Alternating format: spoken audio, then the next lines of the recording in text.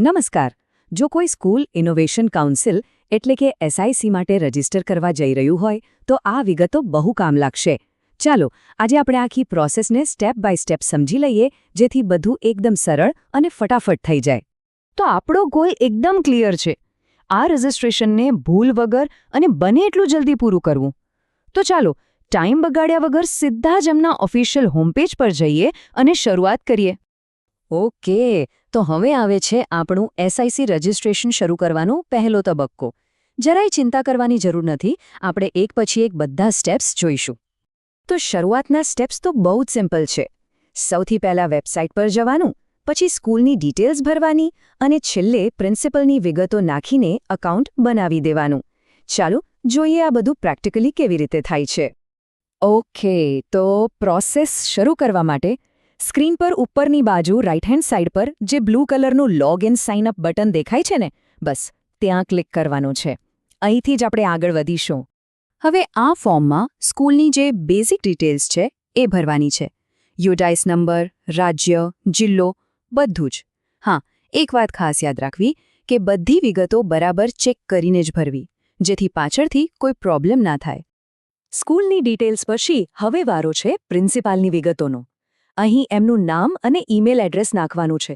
અને હા, એક બહુ જ ઇમ્પોર્ટન્ટ વાત, પાસવર્ડ બનાવતી વખતે જે પણ નિયમો સ્ક્રીન પર બતાવ્યા હોય ને એને બરાબર ફોલો કરવા. આનાથી એકાઉન્ટ એકદમ સ્ટ્રોંગ અને સિક્યોર રહેશે. સારું, તો હવે આપણે આવી ગયા છીએ બીજા સ્ટેપ પર, ઈમેલ વેરિફિકેશન. એટલે હવે પછીનું કામ આપણા ઈમેલ ઇનબોક્સમાં કરવાનું છે. તો ચાલો ઇનબોક્સ ચેક કરીએ.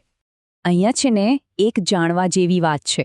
મોટાભાગના લોકો અહીંયા જ થોડા કન્ફ્યુઝ થાય છે, કેમ કે આ પ્રોસેસમાં એક નહીં પણ બે અલગ અલગ ઈમેલ આવશે. તો બરાબર સમજી લઈએ. જે પહેલો ઈમેલ આવે એમાં વેરીફાઈ ઈમેલ લખેલું બટન હશે, એના પર ક્લિક કરવાનું. જેવું એ વેરીફાઈ થશે એના પછી તરત જ બીજો ઈમેલ આવશે અને એમાં ફોર્મ અપલોડ કરવાની લિંક હશે. એટલે ઉતાવળ ન કરવી. ઓકે, હવે આવે છે એક બહુ જ મહત્વનું કામ, બાંહેધરી પત્રક એટલે કે અંડરટેકિંગ ફોર્મ અપલોડ કરવાનું. આ સ્ટેપ પછી જ રજિસ્ટ્રેશન ઓફિશિયલ ગણાશે. યાદ છે ને પેલો બીજો ઈમેલ જે વેરિફિકેશન પછી આવ્યો હતો? બસ એમાં જે લિંક આપી છે એના પર ક્લિક કરશો એટલે સીધા આ અપલોડ પેજ પર આવી જશો. અહીંયા જ આપણે પેલું ભરેલું ફોર્મ અપલોડ કરવાનું છે. આ સ્ટેપમાં ખાલી 3 કામ કરવાના છે. પહેલા ફોર્મ ડાઉનલોડ કરો, પછી એને ભરી દો અને છેલ્લે એને પીડીએફ ફોર્મેટમાં સેવ કરીને અહીંયા અપલોડ કરી દો. બસ સિમ્પલ. ચાલો હવે આવે છે સૌથી રસપ્રદ ભાગ, આપણી પોતાની સ્કૂલ ઇનોવેશન કાઉન્સિલની ટીમ બનાવવાનો. આખી ટીમને એસેમ્બલ કરવાનો સમય આવી ગયો છે. હવે જેવું લોગિન કરશો એટલે સીધા માય કાઉન્સિલ પેજ પર આવી જશો. સમજી લો કે આ આપણું હેડક્વાર્ટર છે. અહીંથી જ આપણે આખી ટીમના સભ્યોને એડ કરીશું. તો આપણે એક પછી એક મેમ્બર્સ એડ કરીશું. શરૂઆત કરીએ સૌથી પહેલાં એક્ઝિક્યુટિવ મેમ્બર્સ એટલે કે કારોબારી સભ્યોથી. અહીંયા ચેરપર્સન અને કન્વીનરની ડિટેલ્સ એડ કરવાની છે. એના માટે બીજું કંઈ નથી કરવાનું, બસ બાજુમાં જે એડિટનું આઇકન દેખાય છે એના પર ક્લિક કરીને માહિતી ભરી દેવાની. ચાલો, એક્ઝિક્યુટિવ મેમ્બર્સનું કામ પૂરું. હવે વારો છે ટીચર મેમ્બર્સ એટલે કે શિક્ષક સભ્યનો. આ પણ એટલું જ સહેલું છે.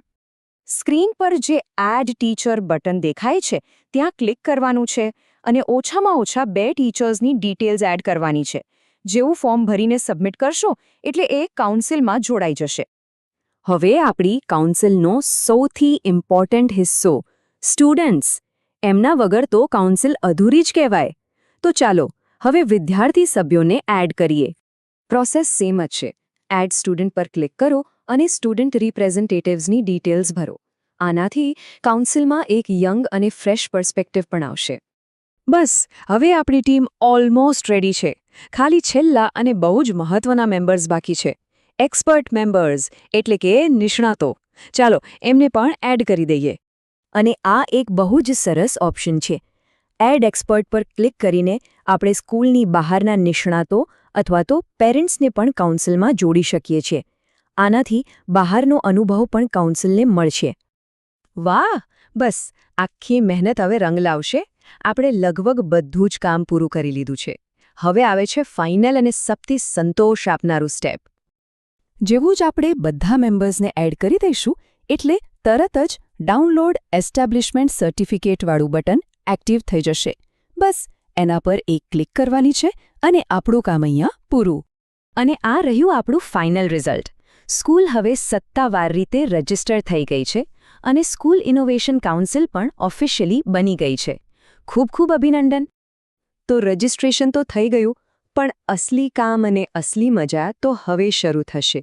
હવે વિચારવાની વાત એ છે કે આ નવી બનેલી કાઉન્સિલ શાળામાં સૌથી પહેલું કયું ઇનોવેશન લાવશે.